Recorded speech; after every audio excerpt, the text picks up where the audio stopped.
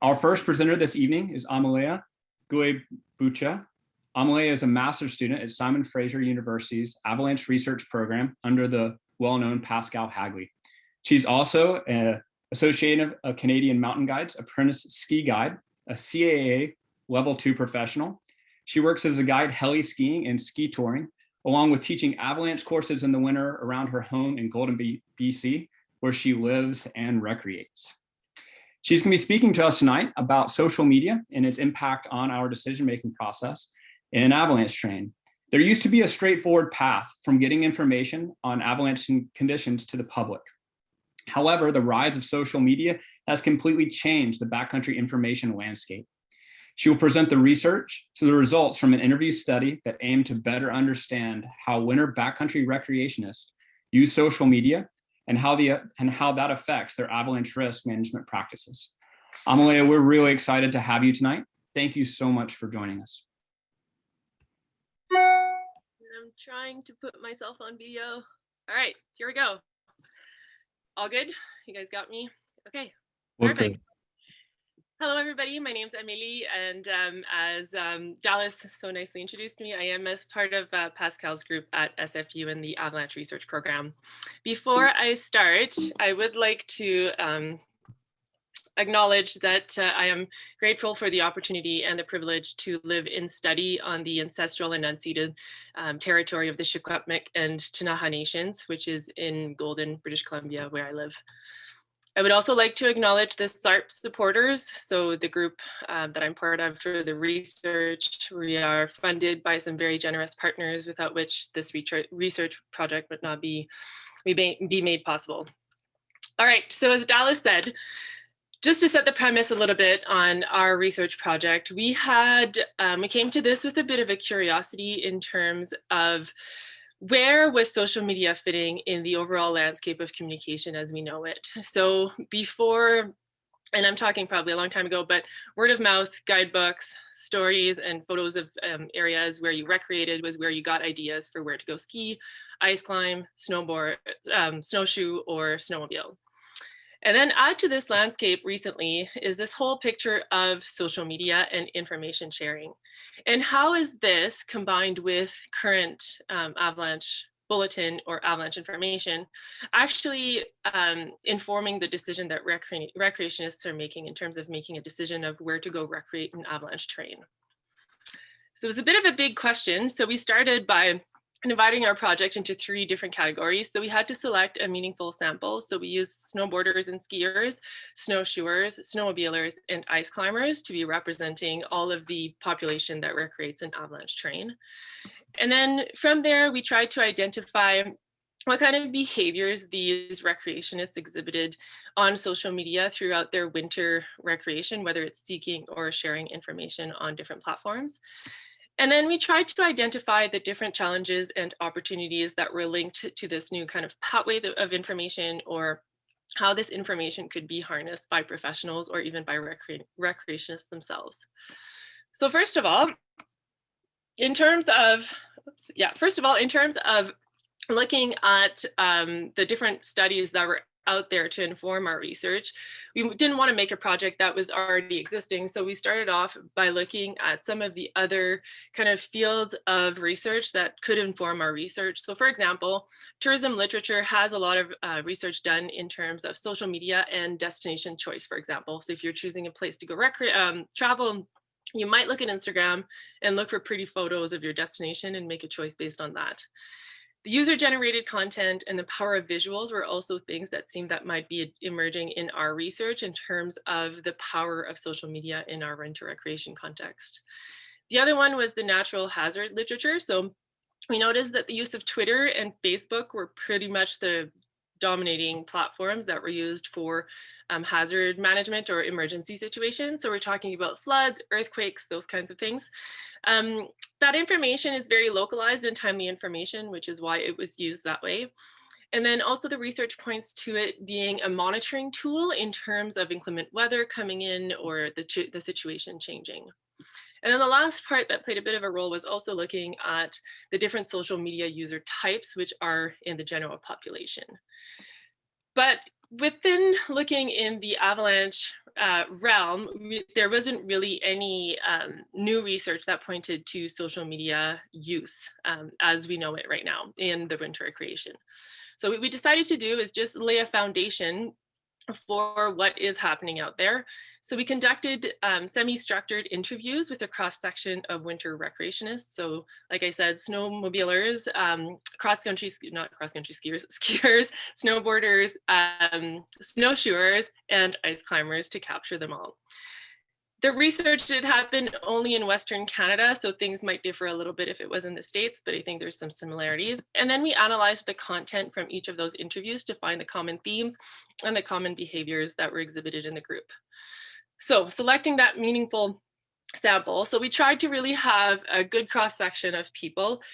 Definitely in our online sign-up survey, we had over 500 people that registered to be interviewed. We did not interview 500. Well, I did not interview 500. There's definitely a lot more skiers and snowboarders. So we tried to have a representative sample of what that overall 500 people that signed up was. And then from there, we also tried to have representation of all the different bulletin user types. So if some of you have seen some of the research out of our lab with Anne St. Clair's bulletin user types, they were divided into different categories in terms of how they use the information of the bulletin and if they use the bulletin in the first place, and what kind of decisions they are able to make using the Avalanche bulletin. And then in the age category, we didn't really have anybody under 25 sign up to do the interview. So we tried to interview people from different age categories. And then in terms of male female, it was a split 50-50 with only people in the entire survey sign up sheet that identified either as male or female. From there, the platforms that were identified as most used. So Facebook, no real surprise, is still king.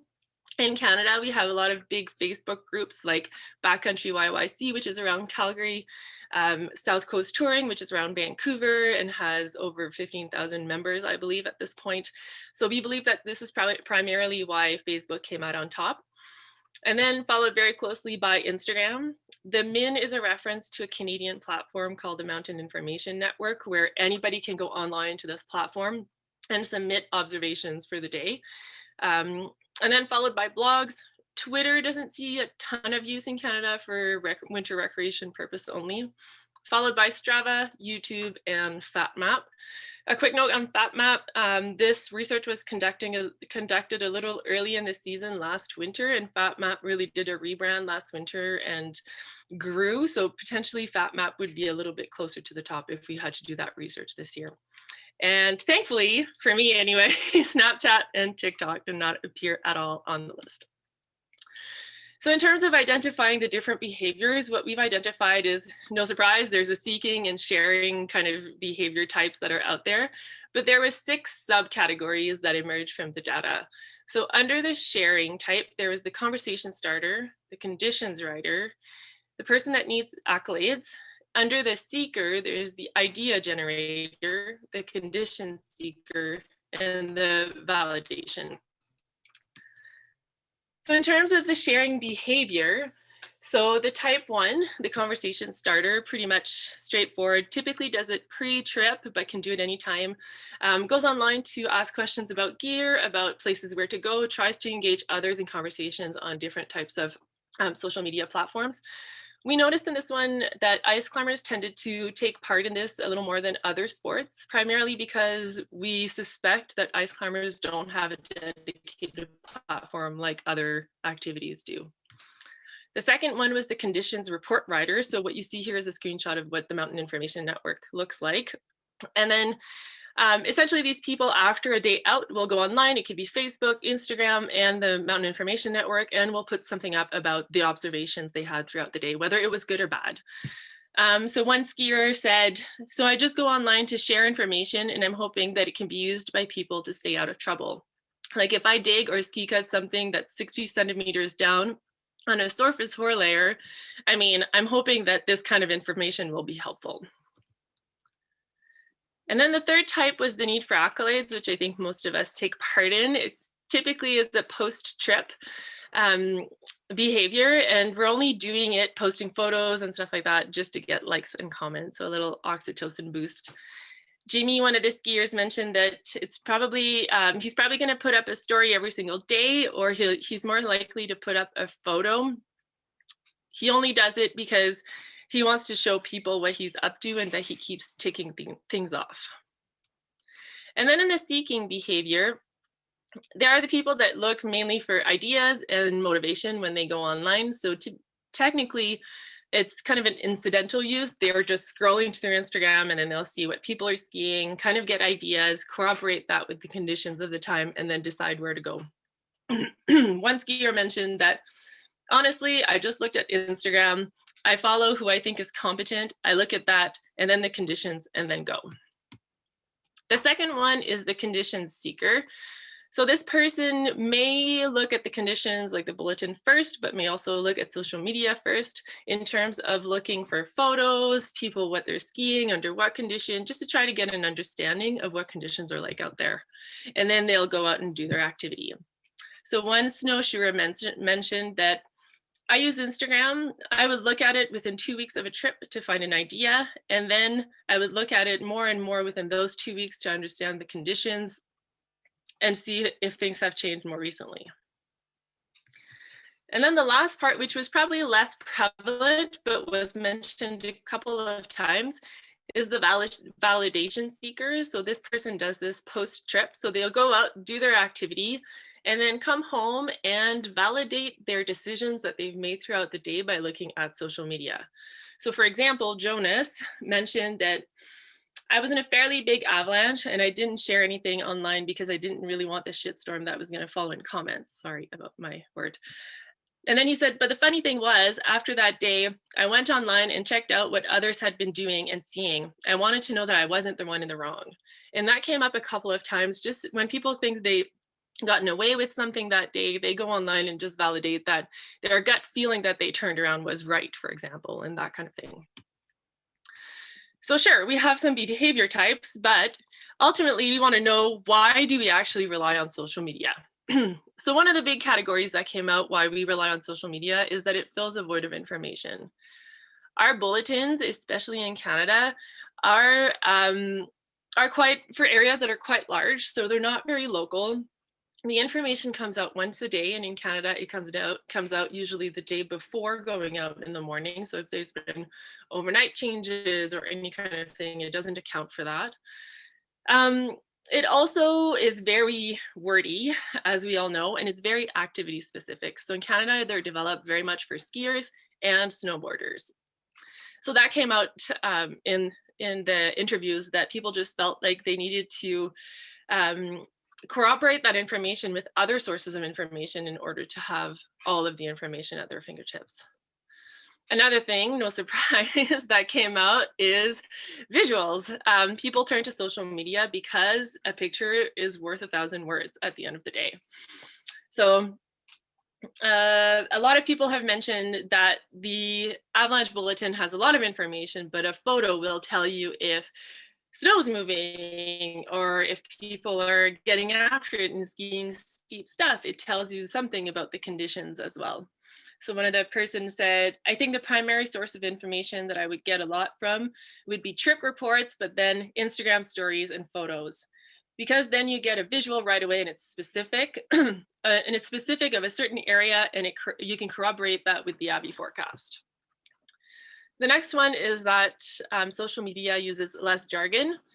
I think we can all agree that sometimes it's very clear, but sometimes you also have to reread a certain section of the Avalanche Bulletin to make sense of it. In Canada, especially, there's places where they have a limited amount of characters to make their forecast, so they use a lot of acronyms and it gets a little bit harder to read. One user said, I don't really know if the bulletin is missing any information. There's a lot of information there, but if you haven't gone through any avalanche safety training, you can probably read the bulletin and not know how to interpret it. The next one is that it created a sense of trust, amongst the users. So for example, on these community groups, like I was referencing earlier, you are talking to people with similar interests. So right then and there, just that channel itself plus the users in that group have a shared common sense of trust. So it tends to also lead to shared trust in the content, mainly also because it does share similar language. It's language that's easier to use and makes trusting the person that's posting better. It's peer-to-peer, and also the user-generated content means that there's just more content out there. It can also give us an impression that we're getting more information, which isn't always true. But you can have a string of comments on somebody asking a question, for example, or people like this one that are posting photos, and also gives you a lot of information about that area. It can say probably the same thing as the bulletin, but it just gives you the impression that you know a little bit more. The next one is that we always know that Avalanche terrain is a wicked learning environment where if you actually do get feedback from the environment, something might have gone wrong. So in this case, looking at social media can give you automatic feedback. So similarly to the person that goes online to validate their decisions, they go online to get that feedback that the environment may not have gotten them. So that might be a bit of an extreme example I've showed there, but it gives you an idea. And then sometimes similar to that, it gives you an idea in our decision making. So if people are getting after it, skiing really steep stuff, you might have more confidence in also skiing similar stuff as well. So from there, what are the opportunities and challenges that are posed for Avalanche professionals, recreationists, and educators? So for recreationists, I think it's important to keep in mind that there's a lot more education that's needed around this topic. This sport, or all of these different sports, are growing exponentially in the last couple of years. And to get access to all of the information is really difficult. So I think we need to raise awareness that making decisions on these kinds of information and these kinds of platform can be not timely. These photos aren't necessarily always accurate. It can also create more people going to an area, which increases that sense of safety. It could also create some sort of a feeling that skiing steeper, bigger terrain is normal. People are getting after it a little bit quicker after storms.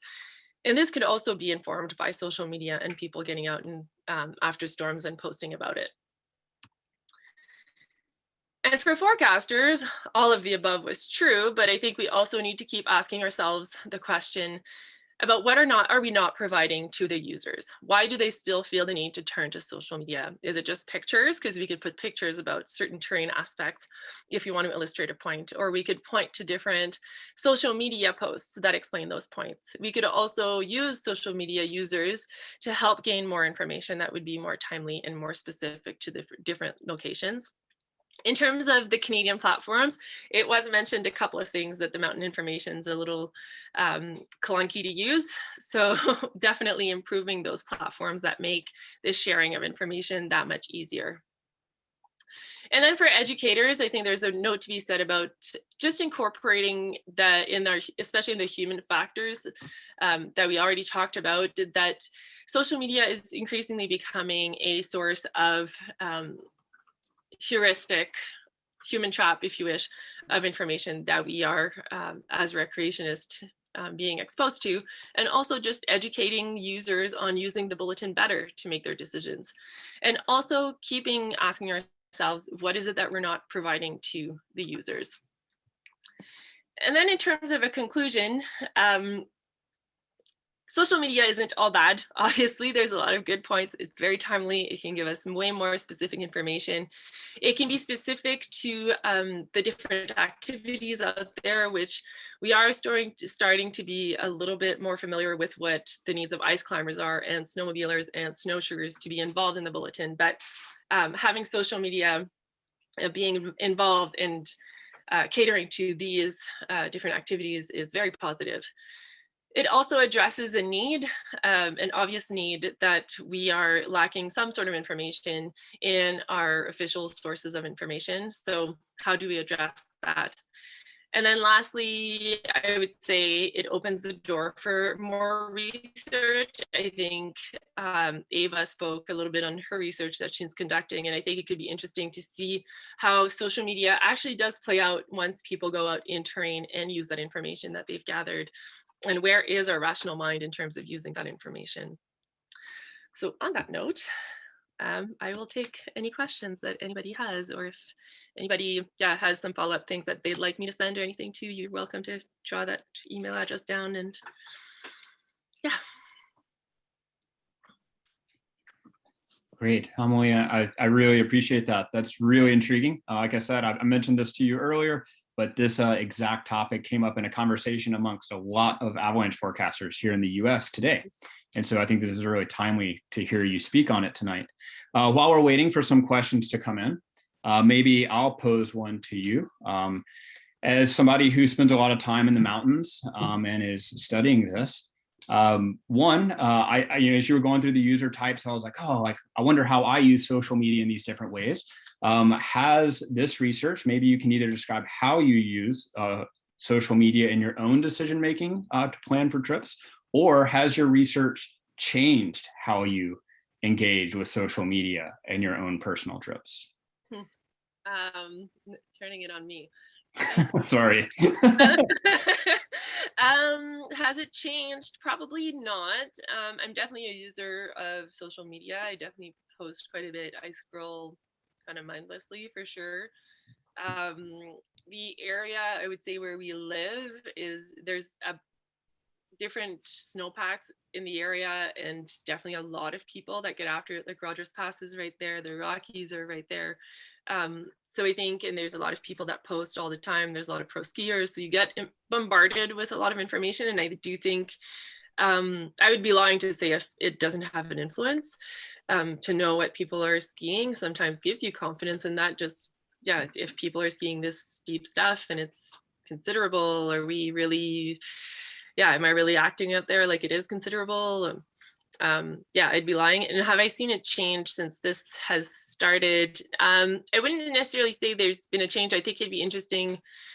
There's more and more people using it. Like I said earlier to you as well, I think it'd be interesting to look at it in a place like the US where there's a lot more connectivity than there is in Canada. Because in Canada, once you get into like one Range Rover in Rogers Pass, you don't have cell service.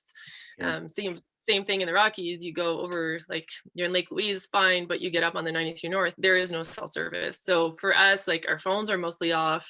We take photos, but it's not like it's an instant information. Oh, there's been an avalanche here, which might be a little bit different.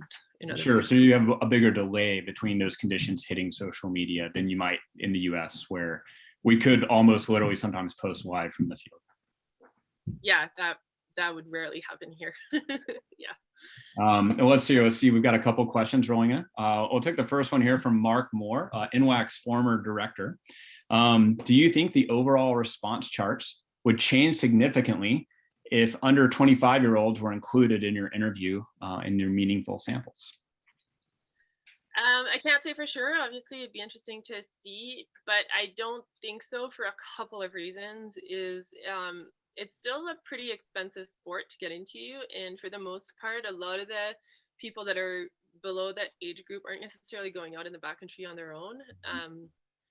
And then in terms of would that change, I mean, there's some arguments that say if you look at just general social media use and data, those 19-year-olds, 22-year-olds aren't the ones that are the biggest users of social media. So that might be interesting in itself because they've kind of turned away from the Facebook platforms of the world. So that'd be interesting to see.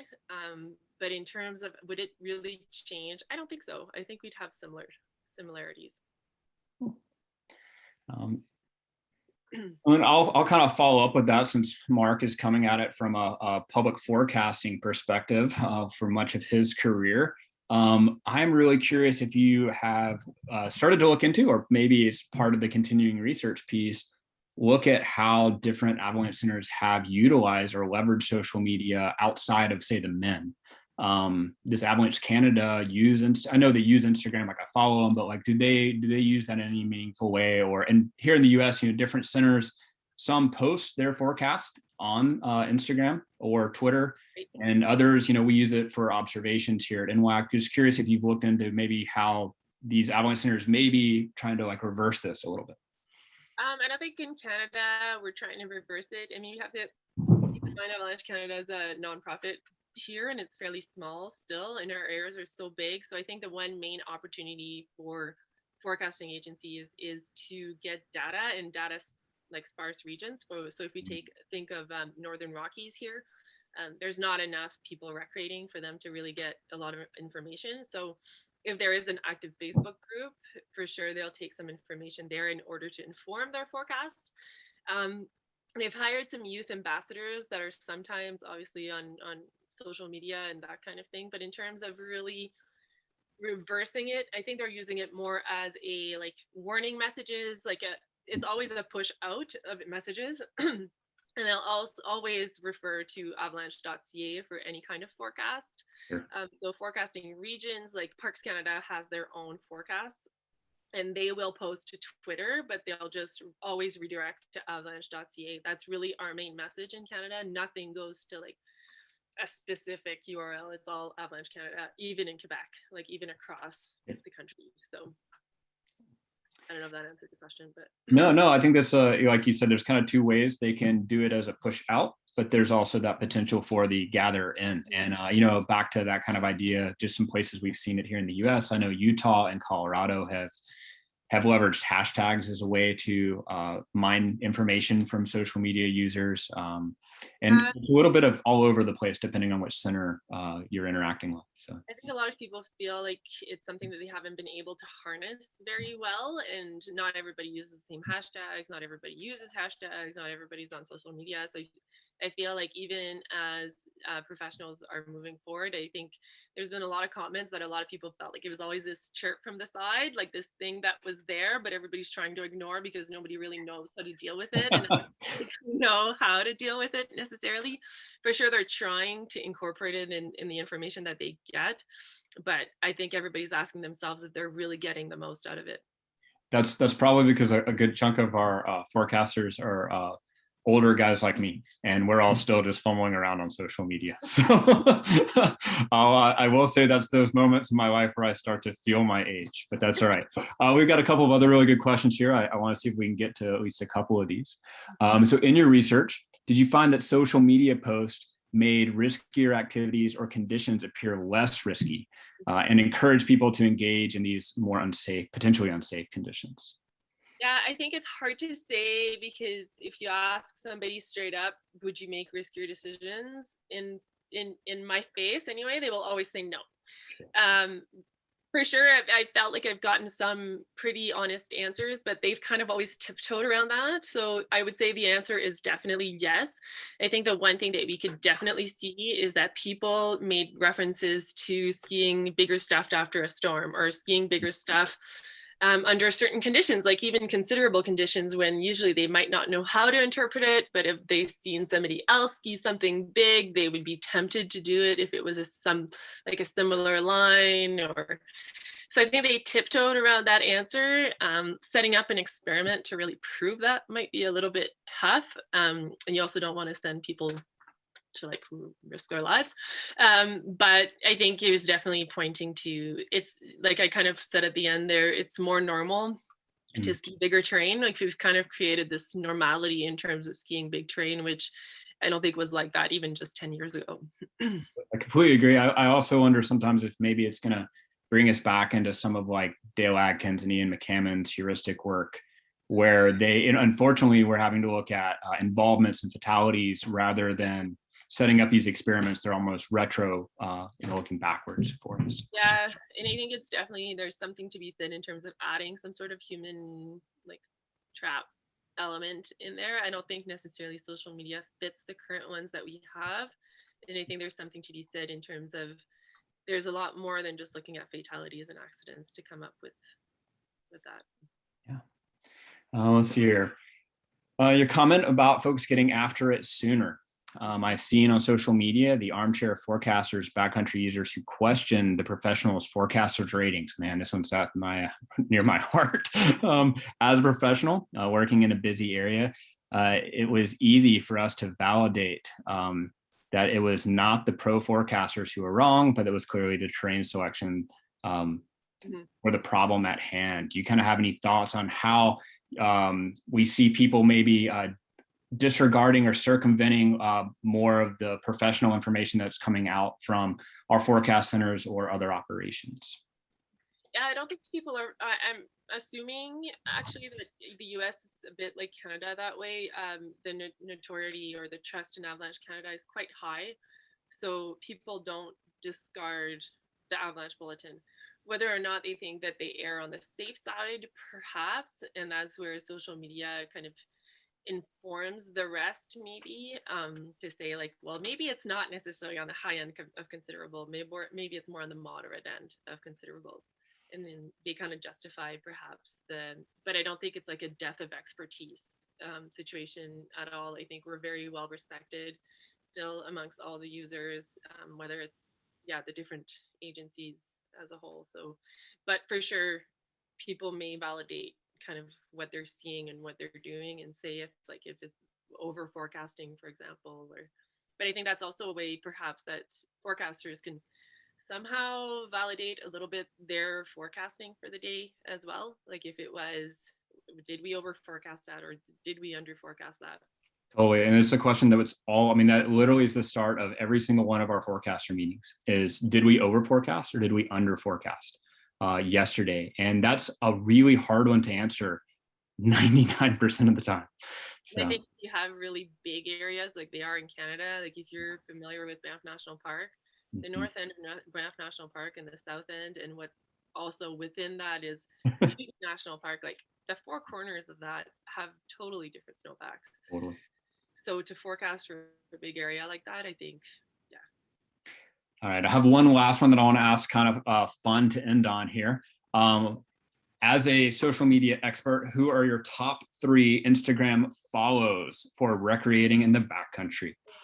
I don't think I'm the expert, but I'm definitely interested in how people are looking at this and making decisions. But with that said, I think there's definitely a couple of people that are doing some, I mean, obviously all of our agencies are doing a great job. And I would say like a huge shout out to Avalanche Canada, who's also trying to educate as much as they're trying to push information out, but they are still a forecasting agency. So in terms of people to follow, that's a tricky one.